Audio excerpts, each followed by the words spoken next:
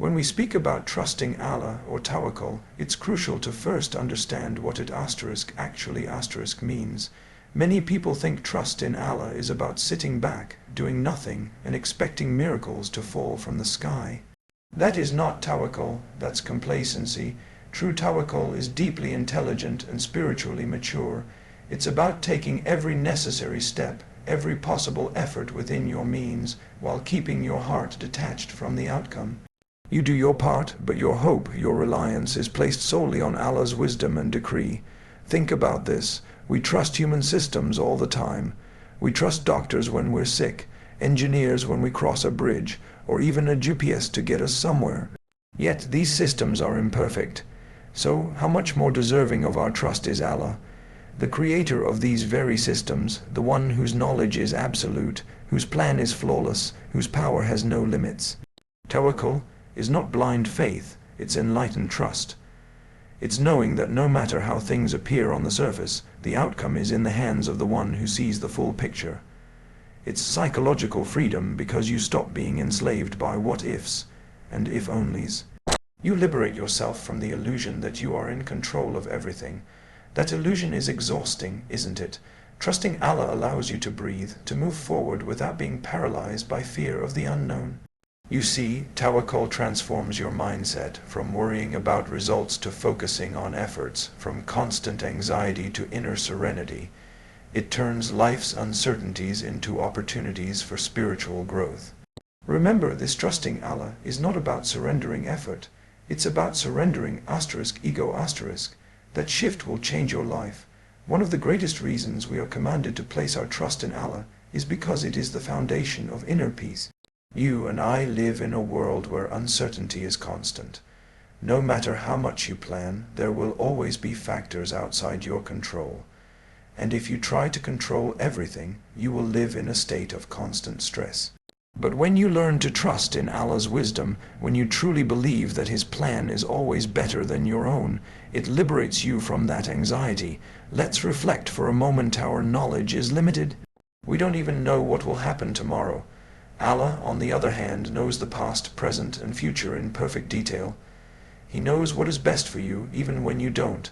Sometimes, what seems like a setback is actually a setup for something greater. But if you don't have trust, you will only see the loss, not the hidden wisdom behind it. This mindset is not just spiritual, it's deeply psychological. Human beings crave certainty, but life doesn't always give it. Tawakkul teaches you to be at peace with uncertainty because you know the one who is managing it. It's a shift from needing to know why, to trusting that Allah knows why. That's where true peace begins. When you place your trust in Allah, life's tests become easier to bear. You begin to see difficulties not as punishments, but as part of a divine plan meant to shape you into a better version of yourself. You stop fighting life and start flowing with it, knowing Allah is the best of planners. So ask yourself this: if you can trust Allah with your soul in the next life, why hesitate to trust Him with your life here and now? Now the question comes how do we actually build this trust in Allah? It's easy to say have tawakkul, but in reality it's a process. Trust isn't built overnight. It requires deliberate steps, much like nurturing a relationship. The first and most powerful step is increasing your knowledge of Allah. When you study the Quran, when you reflect on the names and attributes of Allah like Al-Hakim, the All-Wise, and Ar-Razzaq, the Provider, your heart naturally begins to feel at ease. You start to realize that trusting Allah isn't wishful thinking. It's the most logical choice, because who else has full control over all affairs? Next, it's about building habits that keep you connected to Him daily. Dua is not just about asking for things. It's about pouring your heart out, acknowledging your dependence, and reminding yourself that help comes from Him alone. Similarly, dhikr, the constant remembrance of Allah, is like a shield that keeps your heart aligned, especially when life tries to throw you off balance. Another practical step is reflecting on your own life. Think back to moments when you thought things were falling apart, but later realized they were actually falling into place. Those are not coincidences. They are personal proofs of Allah's wisdom at work. The more you recognize these patterns, the stronger your trust will grow. Building trust in Allah is like strengthening a muscle. It grows with consistent, conscious effort. You keep showing up in faith even when your heart wavers. So here's the challenge. Don't wait for a crisis to start trusting Allah. Start building that relationship now, so that when tests come, and they will, you'll already be anchored in unshakable trust. Many people ask, when should I trust Allah? As if trust is something to be switched on only during a crisis. The truth is, trusting Allah is not an emergency response. It's a way of life. It's a mindset that should be present in every moment, from the smallest decisions to the biggest challenges. Trust isn't something we reserve for the moments when our plans collapse. It's a daily practice, a constant awareness that Allah is in control, even when life feels routine. You see, it's easy to talk about tawakkul when facing a hardship. But real trust is tested in the quiet, ordinary moments. The job offer you're unsure about, the relationship you're investing in, the ambitions you're pursuing. In those moments, do you trust Allah's timing? Do you trust His protection from what is not meant for you? Or are you only turning to Him when things don't go your way? Especially during uncertainty, tawakkul becomes your anchor. When the future is blurry and you feel like you're walking into the unknown, that is precisely when you need to remind yourself that Allah already knows the outcome. Your responsibility is not to predict the future. It's to make choices with sincerity, then leave the results to Him. But let's be honest, this is not always easy. Our nafs wants instant answers, visible guarantees. Yet, faith teaches us patience. Tawakkul is choosing to walk forward with peace in your heart, even when your mind is filled with unanswered questions. So remember this, trust in Allah is not an event, it's a lifestyle. The more you practice it in your daily life, the more prepared you'll be when life throws you into the storms. Don't wait for the storm. Start building your anchor now.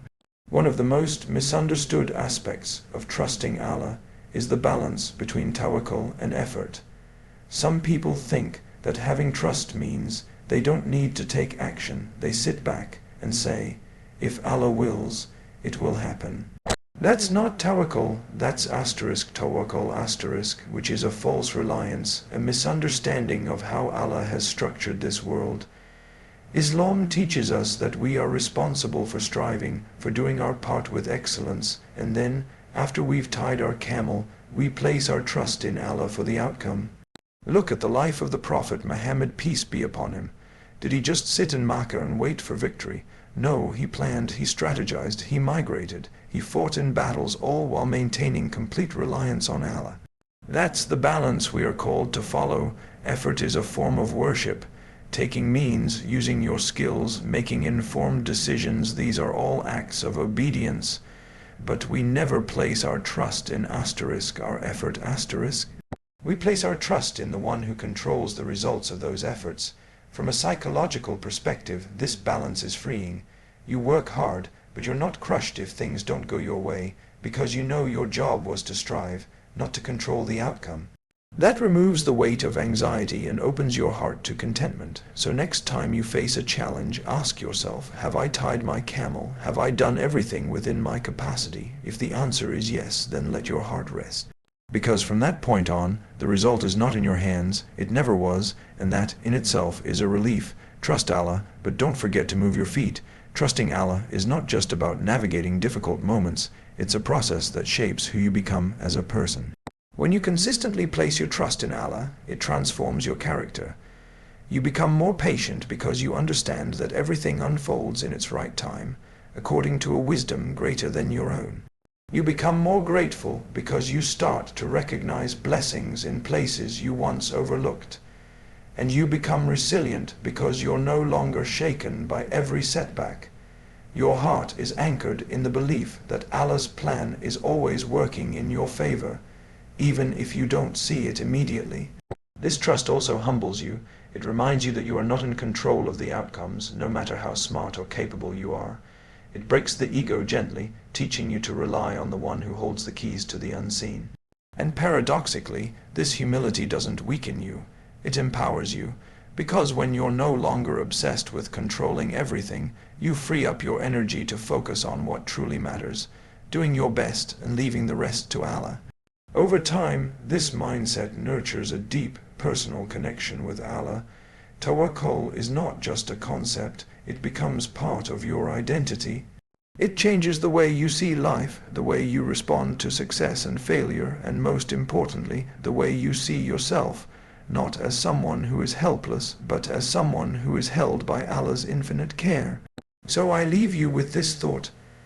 Trusting Allah is not about becoming passive, it's about becoming purposeful, with a heart that surrenders to His will while hands remain busy with meaningful effort. That's the type of believer who moves through life with strength, peace, and unshakable faith.